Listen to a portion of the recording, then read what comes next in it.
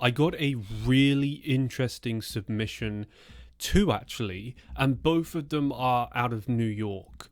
New York is just full of some really interesting cases revolving around spooky, paranormal kind of horror encounters. Today we're going to be covering two topics. And in the first one, we're going to be talking about something that really is kind of creepy, especially if you are someone who lives in or around New York or the suburbs. Before we get started, please click the subscribe button down below if you are new, click the notification bell, and maybe pop a thumbs up to support my work. Thank you. This first submission comes from a New York City sanitation worker. Now, sanitation workers are like cleaners basically. They work in all different areas and buildings, but mostly in different hospitals and facilities that have equipment. They usually work night shifts because that's when the building is not as busy, or most of the time not even in use at all. A sanitation worker sees things that most of us never see. Whilst we're tucked up in bed between 10 p.m. and 5 a.m., they are out. They're seeing things, they're in the city, they're walking back home to their house in the suburbs. And this encounter is from a guy who we're going to call Daniel. Daniel is only 19 and this encounter happened to him last year. After graduating, he ended up getting a really basic, awful paying job. And to be honest, he was living with his parents at the time. He was okay admitting this to me. I don't see any problems with that at his age. But he was having to work pretty dead-end jobs and his parents were charging him rent. I think that overall it's very tough for the youth of today, and he did not expect to have this encounter, and it terrified him and made him feel extremely uncomfortable. The first thing I want you guys to imagine in your minds is that he is just coming off a shift. It's 3 o'clock in the morning. He started at 9 p.m. and he's finishing 6 hours later at 3 a.m. Now, he never got any form of transport back to his parents' house. He never took the bus, obviously, and he never took any kind of Uber. He had one of those mini things that you stand on, you know, those scooters, the electric scooters. Those things people whiz by, and they look kind of funny. Well, I think they do. But he would hop on one of those, and his grandma actually bought him one of these so he could get to and from work pretty easily. His journey to and from work would be plain, simple, boring. At 9 p.m, it would still be extremely busy, leading into the city. And this particular facility where he was working as a sanitation worker was on the edge of the city. I won't say where, I'm not going to say which suburb he lives in. But this guy was just at the corner of the city, and right on the corner was then leading into the neighborhood. And his commute home, even on this pretty fast electric scooter, was around 25 minutes. So he had enough time to take in the houses and, you know, how many people had their lights on at 3 in the morning. He finds it kind of peaceful, but also eerie, going home at 3 in the morning alone. I asked him if he ever feels scared, and he said, no, he's never seen anything unusual. If you're a New Yorker, you've got used to the state of the city over the past couple of decades. A lot of residents have said that the overall feeling and community of the city has been challenged a lot and has changed quite a lot as well. And a lot of the older people, like the New York elders, they feel very uncomfortable now going into the city, and there are a lot of issues that need to be addressed. That's not really something that Daniel cared about.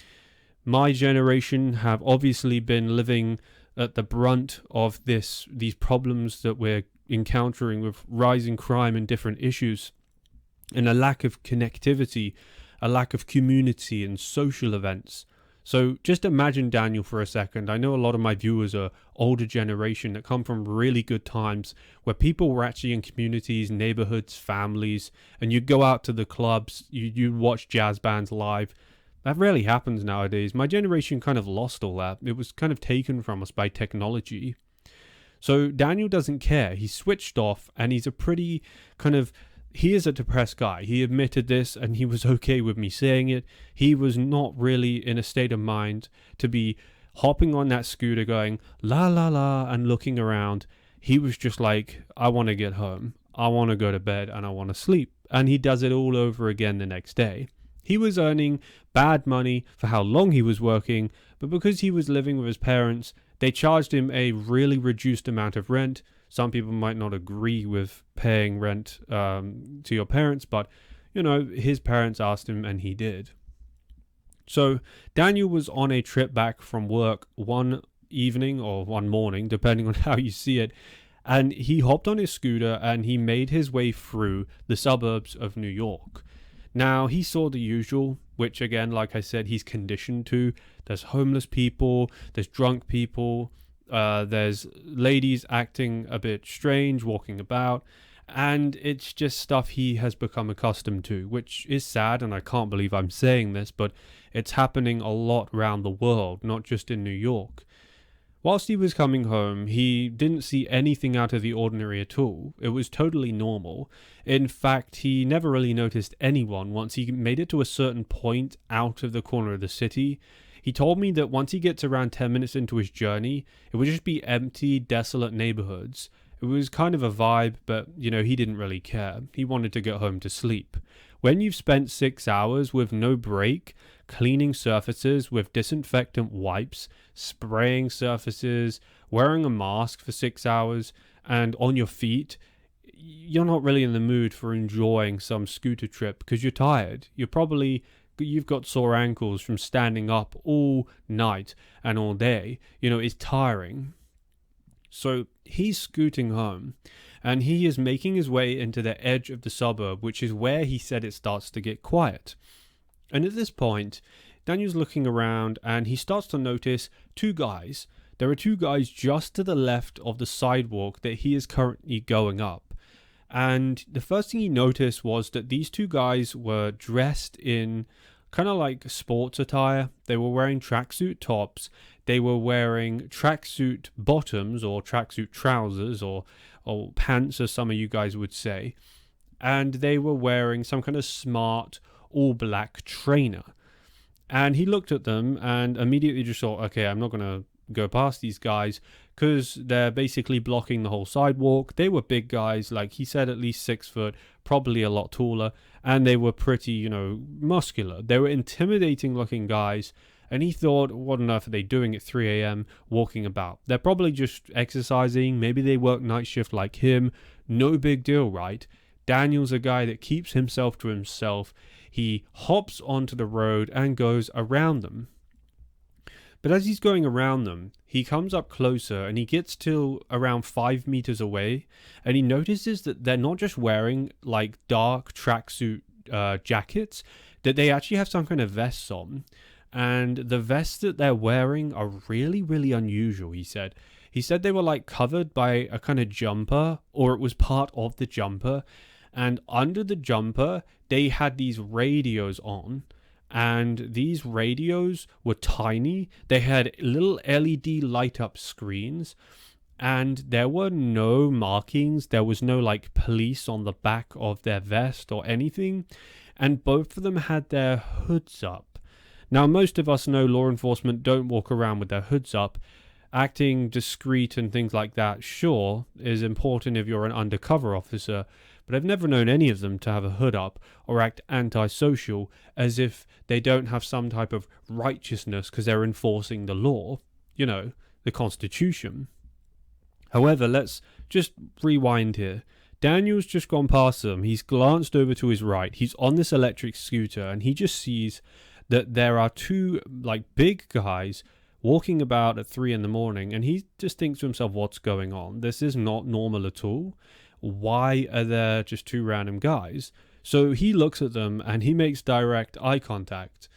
One of the guys, who they both have their hoods up, they look at him quick, and Daniel gets the most uncomfortable feeling because they kind of jumped from him zooming past. He was going like 15 miles per hour or something. And they kind of like, were startled and like did a little bit of a flinch. And Daniel was like, okay, this isn't good. So he keeps going and just forgets about it. He doesn't think anything of it until he gets back to his parents' house. He goes upstairs, puts the scooter away in the garage, locks up, goes upstairs to his room. He grabs a drink of water and then just goes straight to bed. Now, like everyone else, you close your blinds, you brush your teeth, you go to the toilet, you do your nighttime routine. Some people have longer ones than others. And then you go to bed. And when he got to the stage of shutting his blinds, these two guys were walking past his street. He looked out and he didn't see them out of the blue. He was intentionally looking because he was like, who were those guys? And he just so happens to look, and they're walking extremely slowly with their hands in their pockets, their hoods up. Now, last time I thought that law enforcement are very proactive, very open, and very, righteous, because they know that they swore the oath and they're there to protect. But these guys, he said, Daniel said he got the weirdest vibe from these guys. They were acting really, really strange. And at one point, he thought that one of the guys was going to look at him. So he literally grabs the curtain. His parents have like the oldest curtains in the whole of New York. Like those old ones they used to stitch and make handmade in the 1940s. And he literally rips it across. And it's the fastest he's ever tried to close this curtain. And when he does, the whole thing, the frame at the top, comes falling down because he's yanked it too hard. And it was all so old that it just couldn't take the pressure. So he's there, he's ripping this thing, and it makes the loudest crashing sound ever. And he hasn't got double glazing windows on his family's property. So this noise was loud enough when this kind of, metal pole banged on the wooden flooring of his bedroom. And that's when he looks down and goes, oh crap, and looks back up, and both these guys are staring directly at him.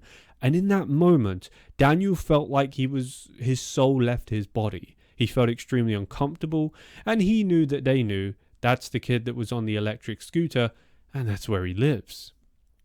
Any person that would think, oh, that's law enforcement, would think, oh, that's fine, right? They're here to just protect me, or they're patrolling. But that's not normal. Law enforcement don't patrol very much, if at all anymore. It's not the 2000s or 1980s. The patrols all around the world of police units is very, very non-existent. But it does happen some places. It's just very reduced.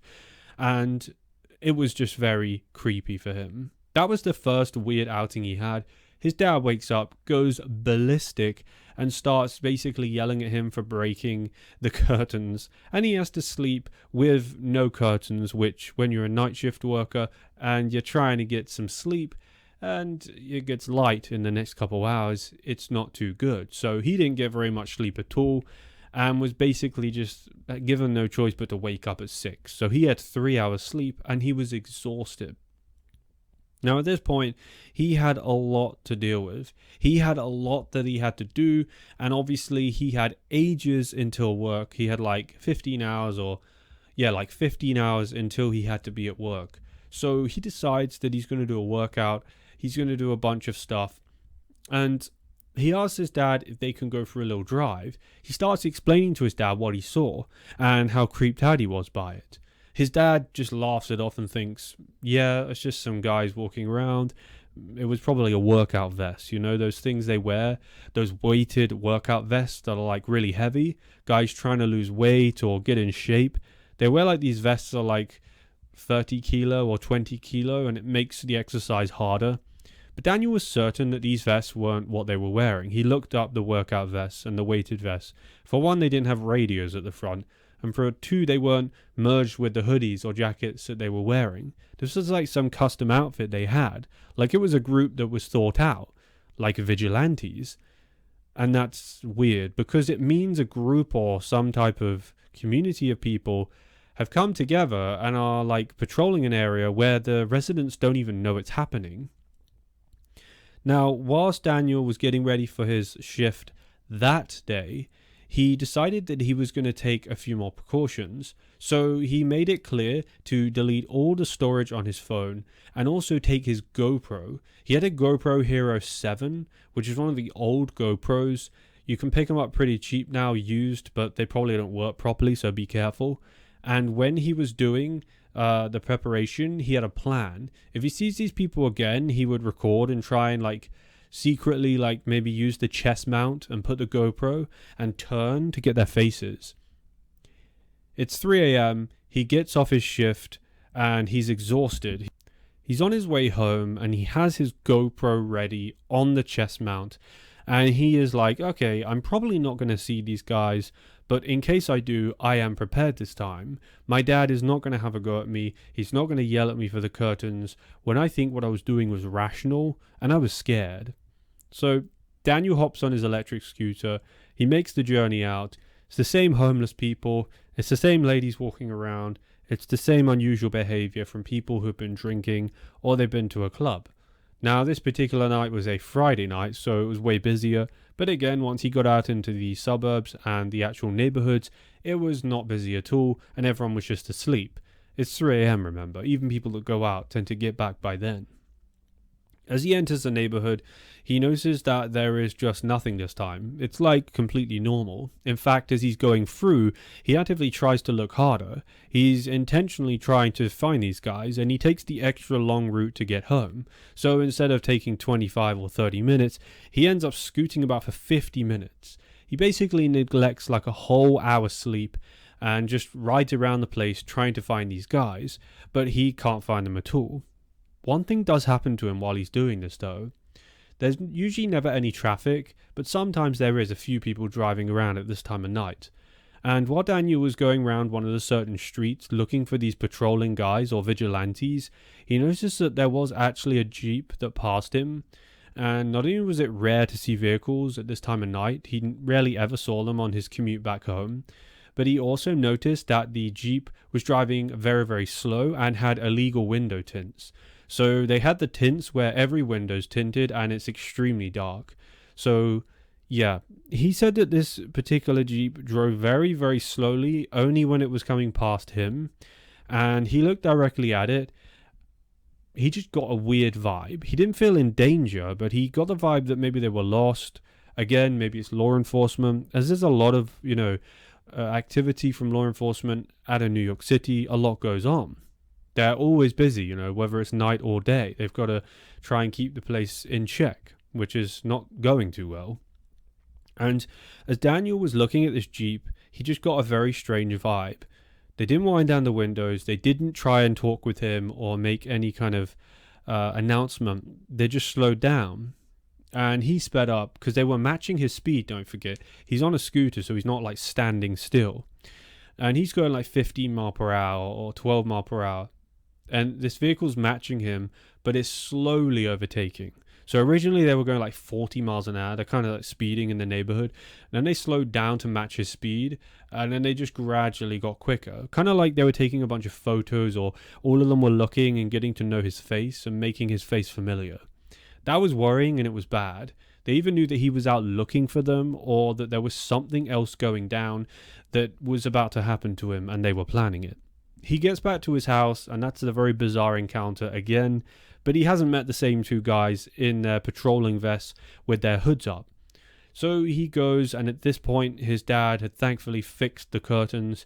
He'd done some like makeshift botch job trying to like tape things together, and at that point he gets a good night's sleep.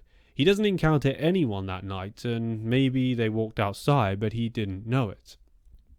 The following morning, he tells his dad about the encounter with the Jeep, and again, his dad just laughed. This time, he shows him the footage on the GoPro, and his dad just says, "No, well, you're just going fast, right? So they're just passing you." And again, he didn't see a problem with it. He didn't think anything was wrong in this situation. So he feels like he's basically banging his head against a wall at this point. No one will believe him. His mum doesn't really come into the equation. She didn't really care at all. She wouldn't listen to anything he had to say, and he wasn't really particularly close with her. So he decided that it was a good idea to put up one of those Ring doorbell cams, because their door was positioned at the front of the house. So you step out the house and you're right on the neighborhood. They had a little bit of a front yard and a garage to the right, but they were quite close. The yard sounded, the way he described it, to be very small, so the backyard was the bigger part of the property. He puts a Ring doorbell cam. He says to his dad, "I'll pay for it, and it helps with this, and if anyone knocks, you can see when you're at work, Dad." And his dad's like, "Oh, cool, all right," because he never buys stuff for his dad. So his dad was like, "Am I dreaming right now? My son's trying to help me." And he was really, really surprised, so he was all for it. It arrives 3 days later, And between that day and the third day, there were no encounters. He didn't see any patrolling guys. He didn't see any Jeeps with tinted windows. So he kind of thought, oh, well, I've bought this for no point. I wasted $40 or $50 buying this home doorbell system, and we're not going to see anything. But he sets it up, and he decides to just leave it running. They connect it to the family computer, and they can that way sense detection, motion detection, and it will turn on and record. And because his door was so close to the sidewalk outside, and the yard was so tiny, it would actually turn on and it would sense even people walking on the sidewalk. So that actually worked out pretty clever. A few hours later, after fitting this thing, he decides to check on it and make sure everything's okay. He has night shift again that night. Remember, this guy worked every single day. He works 7 days a week, or 7 nights a week. And he's getting ready. He goes to the camera and he makes sure everything is in place. Now he goes to his sanitation job. He does it. And when he gets back, he sees nothing. He doesn't take the long route anymore. He's kind of given up. And he's just like, well, I just basically gifted my parents $50 and I'm paying them rent. Whatever, dad's happy, so it's good. But he looks back on the footage. He's about to go to sleep and he just gets the weirdest thought to look at this footage. And he goes downstairs to the family computer. He logs on and he sees immediately that there is like these massive motion detections so much. And it's spiking like crazy on the graph. So he drags the camera, the footage, like to that specific point where it spikes up. And it's these two guys, but there isn't 2 of them. There's 5 of them. And they're all wearing the same hoodies with the same vests. 2 of them have the small radios, the others don't. And they walk directly up to his Ring doorbell cam and they tell him, stop following us. And when they did this, they all had masks on. He couldn't see their identity. You couldn't make out their face. All you could hear was their voice, and only one of them said it, so technically one of their voices. They knew where he lived. They were going to make his life a nightmare. He immediately stopped going to this night shift job and called in and resigned. He thought his life was in danger. He had no idea who these people were. There were histories of different types of groups and vigilantes patrolling all different cities across America, Britain, European cities, whatever. There's a lot of things that go down at night that most people aren't aware of. And some people like to pretend they're in charge of an area. And that's all well and good if they're taking care of the community, supporting and helping each other and building community. But it's not when they're actually just trying to play wannabe cop. Or they're just trying to do some kind of agenda where they want to push their ideas on how people should live, which isn't good. So it's worrying. He doesn't know who these people are. He doesn't know what they're doing, and he's terrified that if he gives me this footage, he'll be in danger. So he's not letting me release the footage, but I have seen it, and it's terrifying.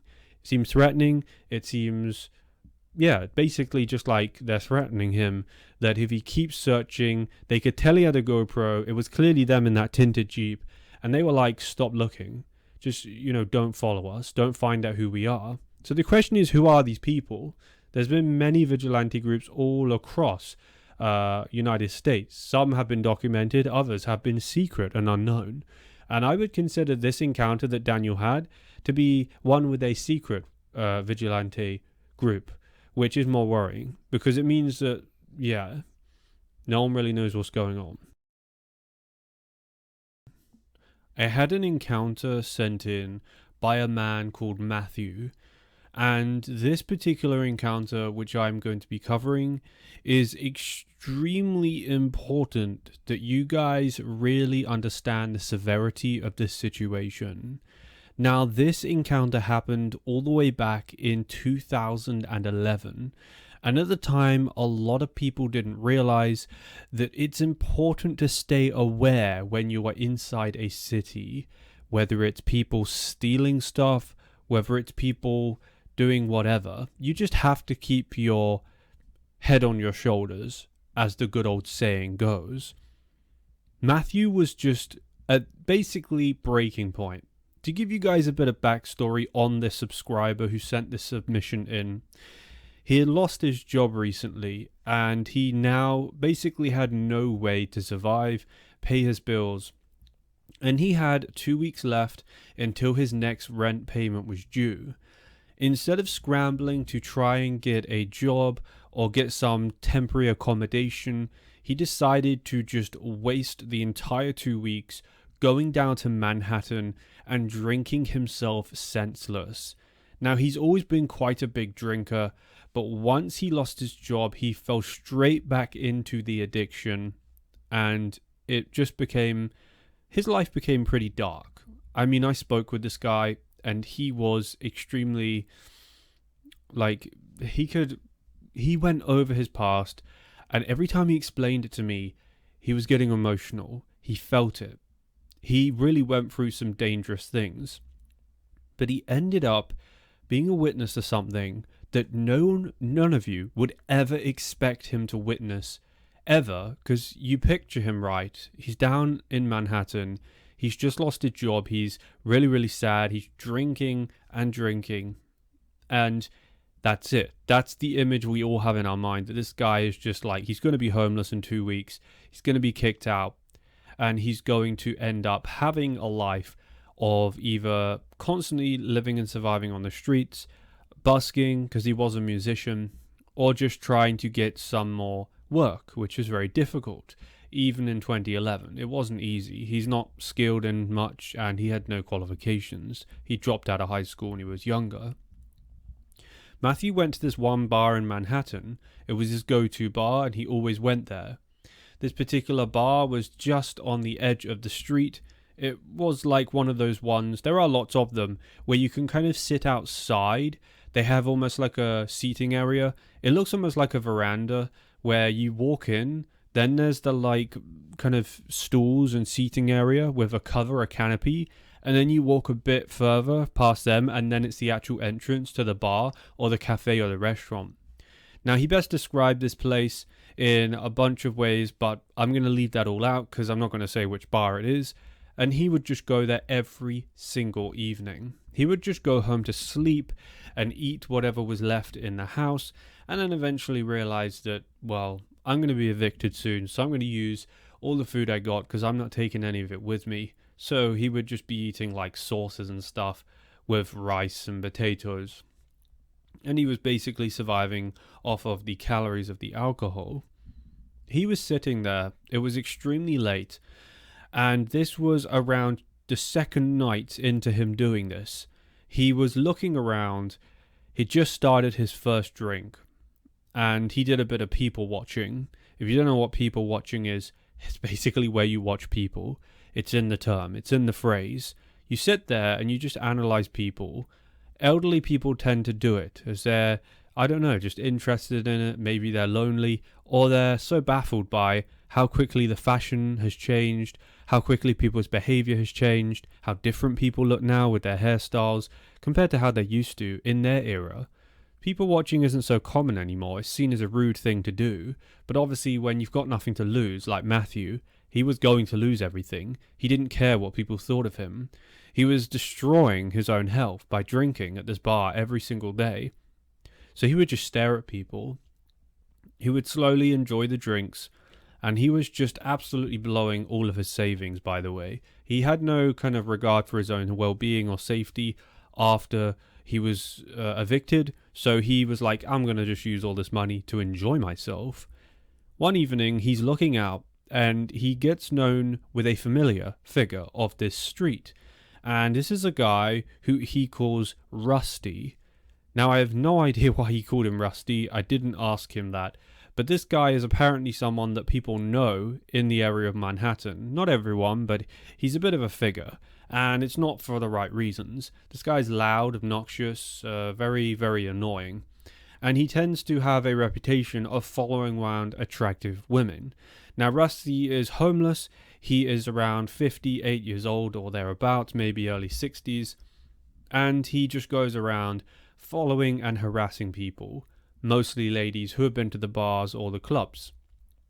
Now, when Rusty would see a lady he liked, he would usually just follow her, make a bunch of noises, and he would just be an absolute creep. But he was never really anything to take seriously, because Matthew said that Rusty would only ever just follow him for a bit, and he would waddle around, and that's it. He would basically just say how good they looked, try and hit on them, and when they just run away in their heels, he would just turn around and give up, go back to doing what he was doing. Matthew explained that Rusty would just kind of teleport in. He didn't seem to have any position he would be at. Like most homeless people have a blanket or a spot they hang out with their dog, or doing something where they're begging or busking or just sleeping in a sleeping bag or a tent. You have tent cities in lots of these places in America. Pretty bad. But the weird thing about Rusty, which Matthew instantly noticed while people watching, was this guy seemed to be homeless, and everyone said he was. But the problem was no one knew how or where he was homeless. He didn't seem to have any bags with him. Then there was nowhere that he was actually based. And even homeless people have somewhere that they call their home or their base or their corner. That could be the edge of an alleyway. It could be under a bridge, which is the more cliche term. Or it could just be somewhere they feel a little more protected from the elements and the rain and the cold, undercover. But Rusty didn't have any of that. Now, Matthew just saw this guy as a bit of entertainment, a guy who was just funny to watch, a guy who was just pestering ladies and constantly trying to over-compliment them when he stood no chance with any of them. Of course, it would get quite creepy at times, and it would just be a bit weird, but Matthew just found it funny. As long as this guy wasn't actually doing anything wrong and laying hands on anyone, or following anyone past this tiny, 30-yard street, or the street itself wasn't 30 yards, but he would follow them roughly 30 yards, Matthew said, while he would watch. Because Matthew had a special drinking spot, which was outside on that veranda thing. And while he was there, he would watch as Rusty just went up and down. On Friday nights, Saturday nights, it was the worst. Obviously, the most people were there socializing. And Rusty would be going up and down. Hey, cutie, you look so fine, and all that, all that nonsense, playing the game. And it would never work. And Matthew said by day 5, he just couldn't believe that apparently the other locals and business owners said, this guy's been doing it for years. He just couldn't believe that someone would be doing this without any success. They would keep trying and trying and trying, when he could put his time into playing an instrument or trying to find a job or trying to better his life.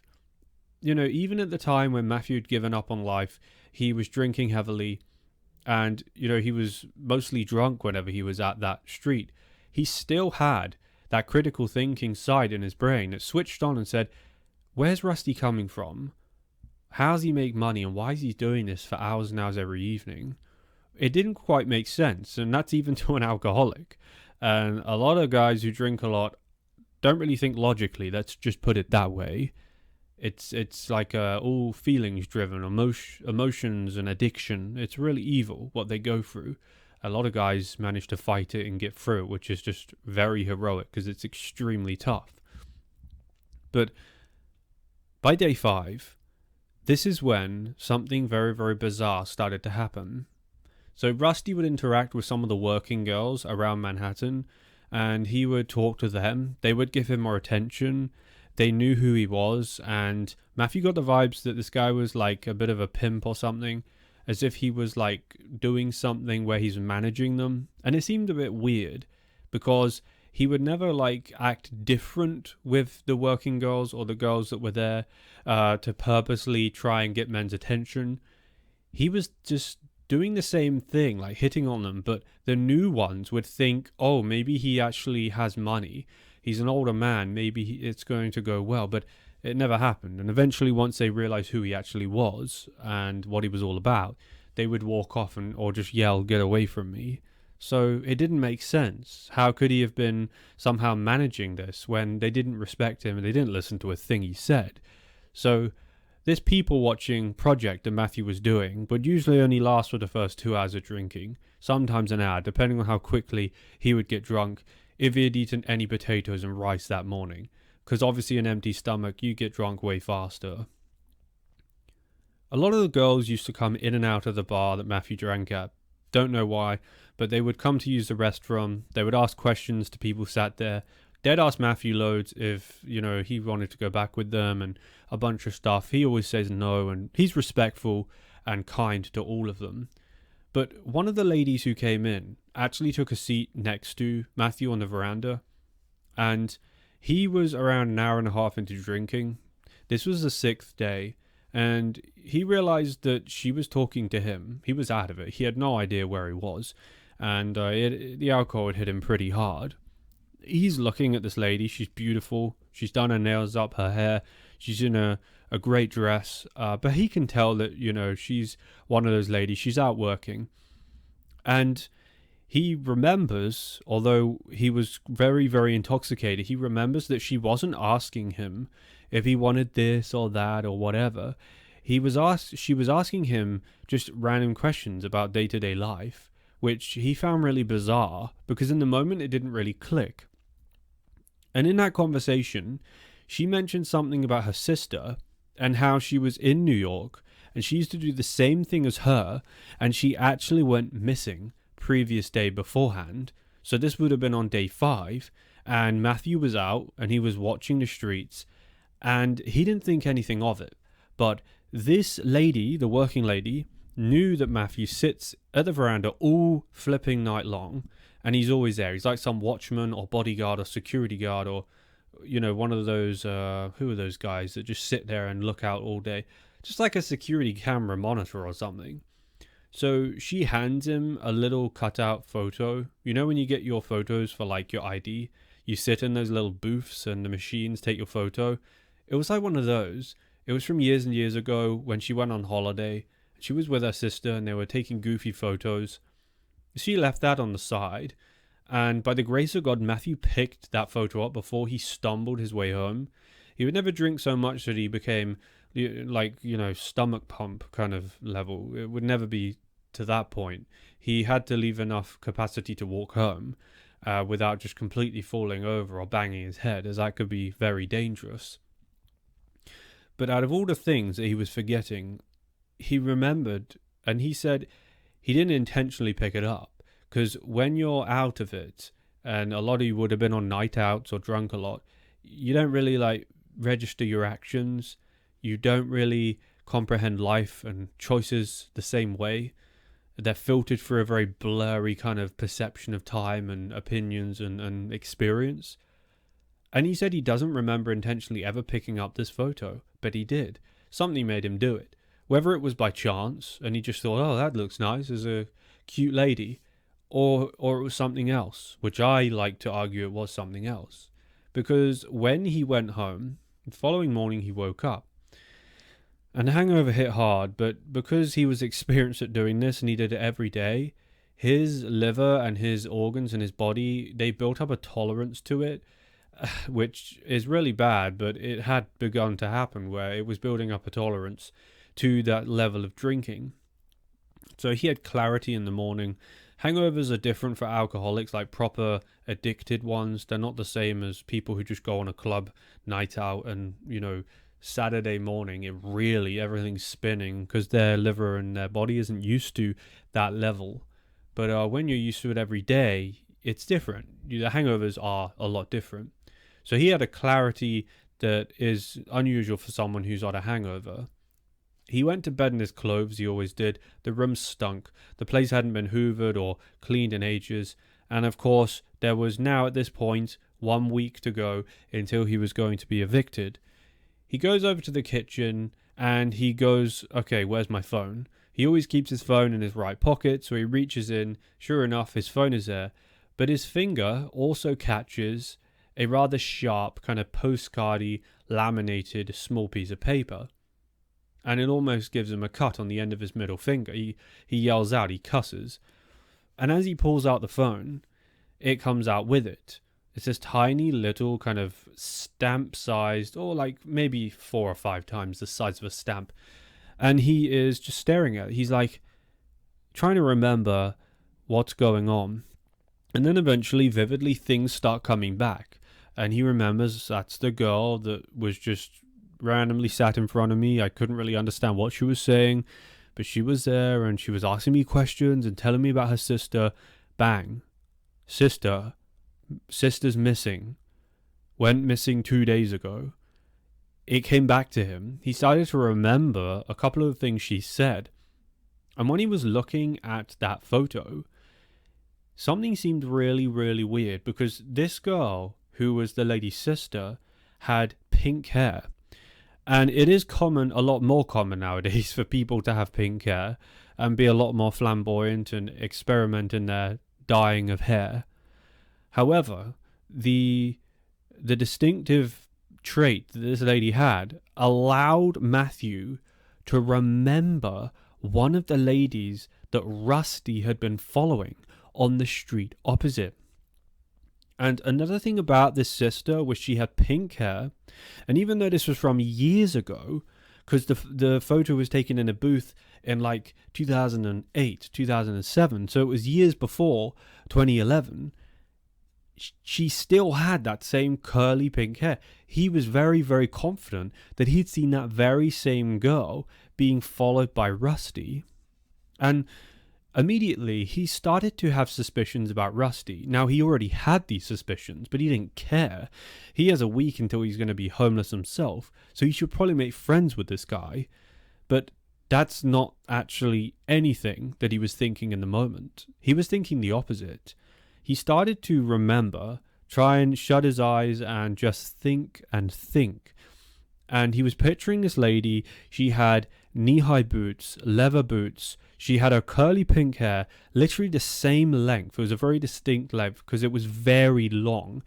Like, we're talking halfway down the back. Like, that's even excessively long for ladies who have long hair. And another feature that she had was that she had a big nose. So he noticed that the lady from the side, who was kind of skipping away from Rusty quickly in her heeled boots, had a big nose. Like, she had a very, very big nose from the side. So he's just there thinking something isn't right.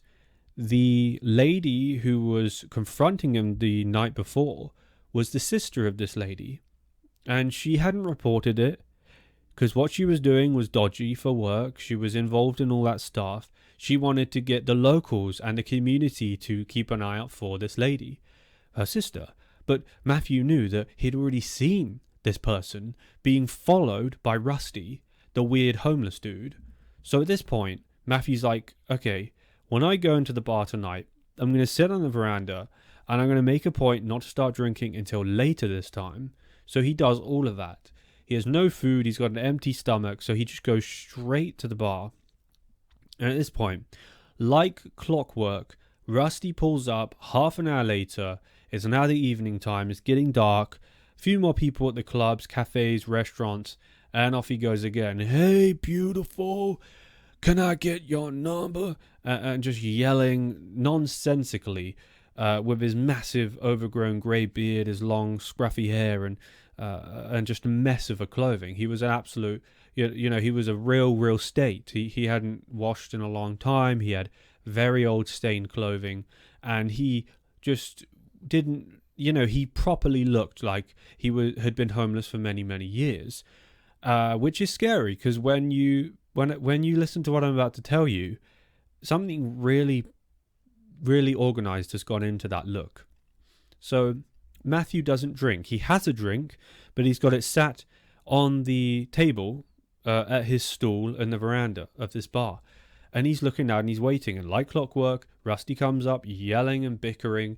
And the street just get used to it at this point. They're used to this guy always being there. It's like part of the community. Except they had no idea what could have been happening. Matthew now had suspicions that something very unusual was happening tied to Rusty. So now Matthew decides that he's going to wait until Rusty stops.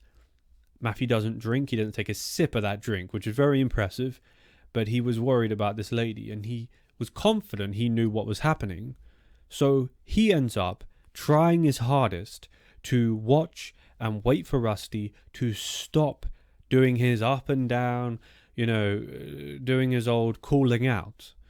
And eventually, 2.5 hours later, he stops, because at this time, he would usually go up and down the street. He'd just keep coming out and back, and he didn't come back on after 1.5, 2 hours of doing it. So this was up the right end of the street, and Matthew's like, now's my time. I have to go. He leaves his drink and he walks off, God knows what the owners or waiters of that bar thought. What's happened to Matthew, our regular? He's not even touched his first drink and he's walking away. Have we given him a bad drink or something? But he goes and he runs across the road, crossing in Manhattan. Good luck, especially like that. It's very, very, very busy, even until like sometimes 1 or 2 in the morning. So he ran across and he catches up with Rusty. And the first thing he notices is the walk was different. Now, Rusty was walking with kind of like a limp or a shuffle. But when he turned the corner onto this less busy street in Manhattan, he was walking faster. He wasn't walking totally different, like someone who works in an office job as a CEO up in one of the big, skyscrapers. But he was walking faster and healthier. So Matthew's like, the hell's he doing? Is he in a rush? Has someone called him? Has something gone wrong? Has where he stays been stolen from? Are they taking his sleeping bag or his equipment or whatever? So he keeps his distance, and thankfully this guy Rusty is not very spatially aware. He's not, he doesn't look behind. He wasn't acting paranoid at all. He was acting like he just ran the streets basically, and he might have. So this guy Rusty was actually going into an alleyway in Manhattan. And when he went into this alleyway, again, I'm not going to say where, what street, downtown here, not going to say anything.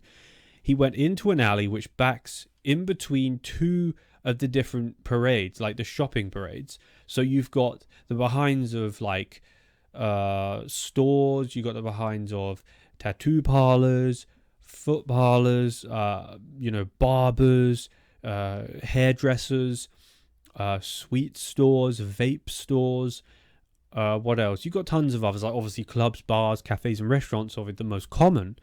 But he was behind these kind of buildings, these shops and these units, as they're called, if you're a landlord. And when he went behind them, if you've ever been to an alley behind these restaurants, what they have is behind them is where all the grotty stuff is. You got the bin, you got the trash cans, you got the bags of trash that the business accumulates from functioning. And behind are doors into all the different rooms or units of the businesses. They're the back entrances. And Matthew was hesitant to follow Rusty at this point because he didn't know if it was a dead end. He'd never been down this alley in his entire life, so he was a bit scared.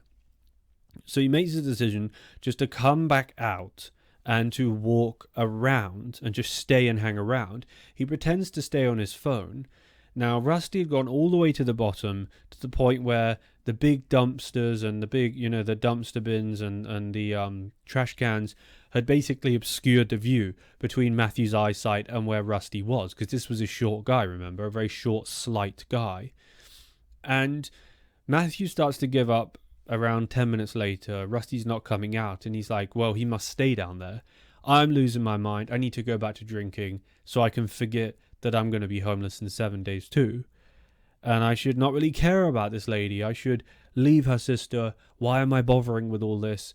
Why is there some kind of other voice talking to me to do this, to try and help people, when I'm here drinking my life away, As he's just about to leave, put his phone back in his pocket, stop acting like a pretend secret agent, Rusty comes all the way back out of this alley, yelling, whistling, and blah, blah, blah, back in the same mood and vibe.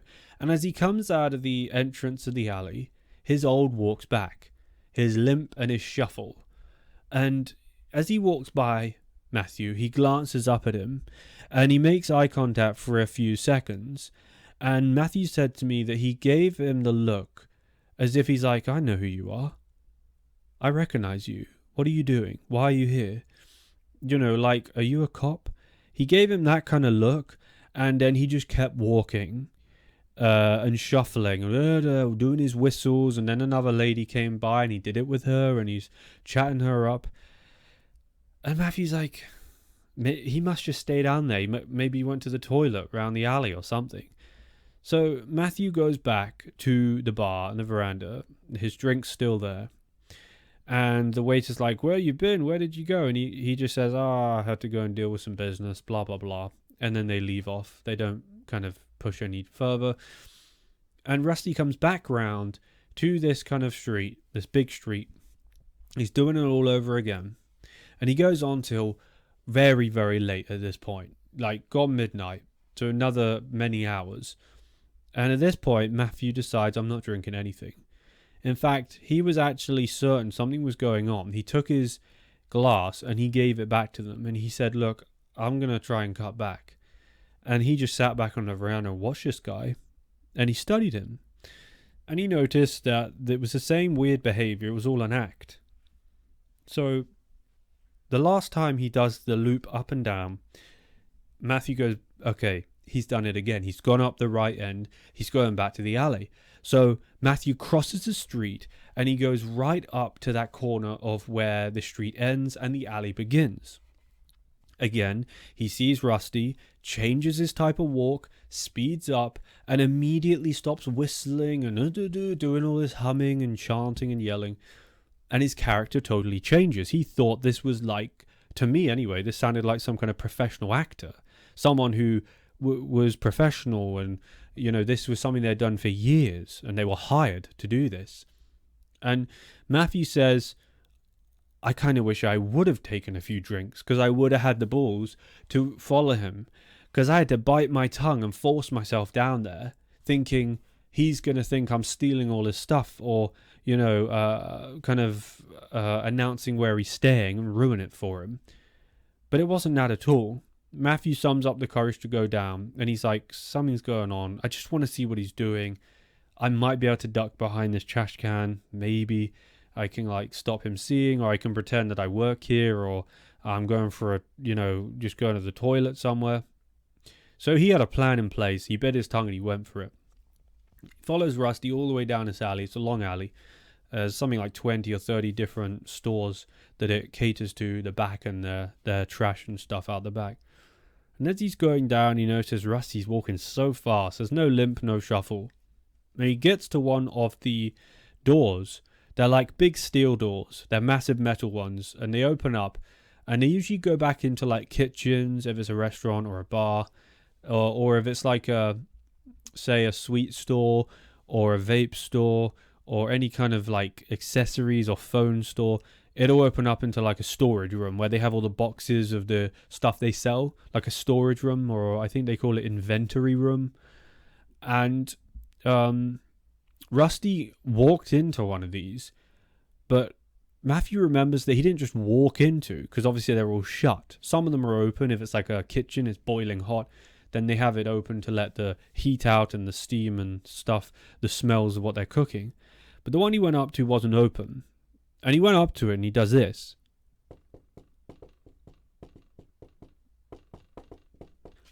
I'm not even joking. I don't know if you guys heard that. I'm knocking my desk.